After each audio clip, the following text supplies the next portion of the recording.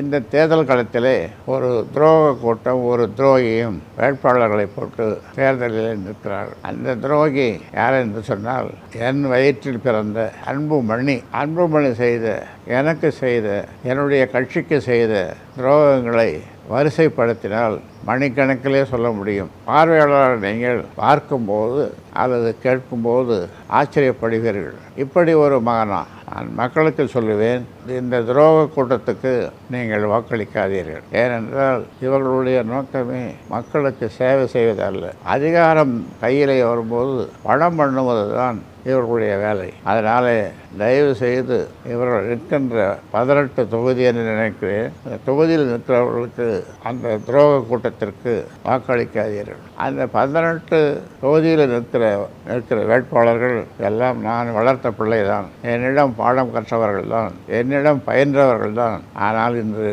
பணத்திற்காக அணி மாறி அங்கே அன்புமணியிடம் போய் நிற்கிறார்கள். அவர்களுடைய நோக்கமெல்லாம், அவர்கள் சொல்வதெல்லாம் அதிகாரம் இருந்தால்தான் மக்களுக்கு சேவை செய்ய முடியும். ஆனால் உண்மையிலேயே அதிகாரம் இருந்தால்தான் மக்களுக்கு சேவை செய்ய முடியும் என்பது உண்மைதான். ஆனால் இவர்களுடைய நோக்கம் அதிகாரத்தை பெற்று மக்களுக்கு சேவை செய்வதல்ல, பணம் பண்ணுகிற வேலையைத்தான், அந்த கலையைத்தான் இவர்கள் கற்றிருக்கிறார்கள். இதிலிருந்து மக்களுக்கு தெரிவது இவருடைய நோக்கம் மக்களுக்கு சேவை செய்வதல்ல.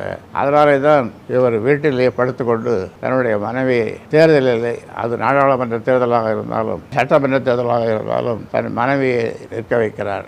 இவர் நேராக களம் காண வேண்டியது தானே. பாராளுமன்றத்திலேயும் நாடாளுமன்றத்திலேயும் இவர் சில நாட்கள் தான் அங்கு சென்றார். ரொம்ப குறைவு, இந்தியாவிலேயே ரொம்ப குறைவாக இந்த இரு அவைகளுக்கும் சென்றது இவர்தான். இந்த மாதிரியான பயிற்சியை நான் கொடுக்கவில்லை. நான் கொடுத்த பயிற்சி மக்களுக்கான பிரச்சனைகள் ஏராளமாக இருக்கின்றன. அந்த பிரச்சனைகளை நாடாளுமன்றத்திலோ அல்லது சட்டமன்றத்திலோ பேச வேண்டும், வெளிக்கொண்டு வர வேண்டும் என்பதுதான். நேர்மாறாக டெல்லிக்கு போனால்தானே பேசுவதற்கு, போகாமல் இங்கே இருந்து கொண்டு இந்த ஆள் பிடிக்க வேலை, அப்பனுக்கு பங்கு வைத்த சுப்பன் என்று சொல்லுவார்கள். எனக்கு உழவு பார்த்த பிள்ளை என்று சொல்லுவதற்கு எனக்கு வெட்கமாக இருக்கிறது.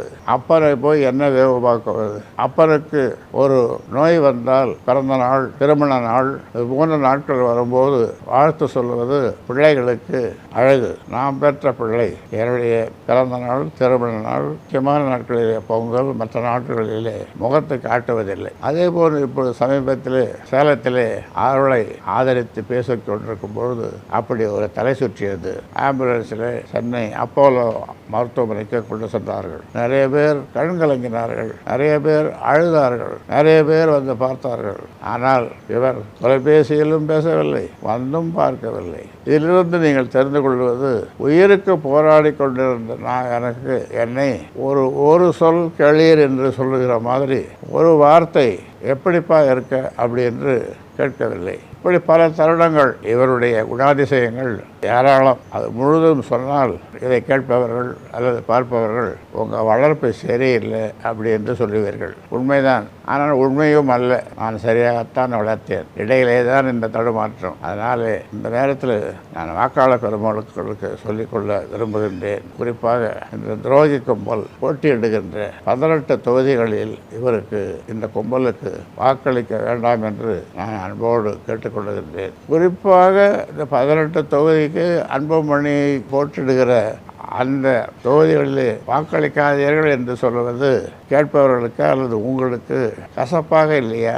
இந்த கும்பல், நான் இதை சொல்கிறேன் என்று சொன்னால், வாக்களிக்கக்கூடாது என்று சொல்கிறேன் என்று சொன்னால், அதிலும் குறிப்பாக இந்த 18 தொகுதிகளிலே இந்த கும்பல் போட்டியிடுகிற தொகுதிகளிலே வாக்களிக்கக்கூடாது என்று சொல்கிறேன் என்று சொன்னால், இவர்கள் முதலிலே சட்டமன்றத்திற்கு செல்லும் போது சென்று அங்கே எதையும் இவர்கள் செய்ய போவதில்லை. பணம் பண்ணுகிற வித்தையை எங்கே கற்றுக் கொடுக்கிறார்கள், எங்கே சொல்லுகிறார்கள், எங்கே பாட சொல்லுகிறார்கள், அந்த வேலையைத்தான் அவர்கள் செய்வார்கள். மக்களை பற்றி கவலைப்பட மாட்டார்கள். ஏனென்றால் அவருடைய துரோகி கும்பலுடைய தலைவர் அந்த வித்தையை இவர்களுக்கு சொல்லிக் கொடுத்திருக்கிறார். வாக்காளர் பெருமக்களே, நல்லவர்களை தேர்ந்தெடுங்கள், உங்களுக்கு சேவை செய்கின்றவர்களை தேர்ந்தெடுங்கள் என்று உங்களை அன்போடு விரும்பி வேண்டி கேட்டுக்கொள்கின்றேன்.